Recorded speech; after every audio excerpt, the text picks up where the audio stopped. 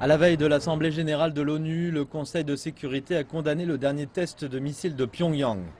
Le missile intercontinental balistique a volé plus loin que tous les précédents. C'est le second à passer au-dessus du Japon en quelques semaines. Les experts disent que la durée du vol indique qu'il pourrait atteindre le territoire américain de l'île de Guam. Le président Donald Trump a choisi de s'exprimer devant un bombardier américain pour délivrer ce message.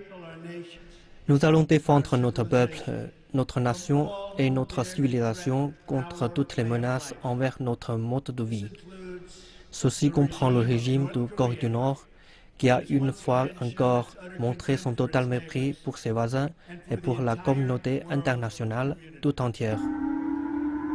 Les sirènes donnent l'alerte au Japon. Le Conseil de sécurité nationale de Séoul a ordonné des exercices de défense antimissiles. Et il y a quelques jours à peine, le Conseil de sécurité de l'ONU décidait à l'unanimité de couper un tiers du pétrole de RPDC et d'interdire la totalité de ses travailleurs étrangers, textiles et joint ventures. Les sanctions ne prendront effet cependant qu'en octobre.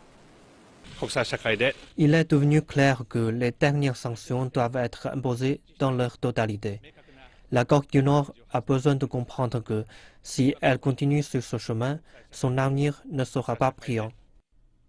Le ministère chinois des Affaires étrangères a promis de mettre en œuvre les sanctions de l'ONU.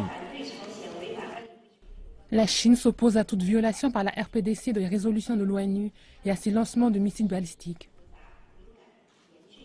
Les responsables de la sécurité américaine disent que les sanctions prennent du temps à prendre effet, tandis que le Pentagone continue de déployer des éléments de l'armée dans la région.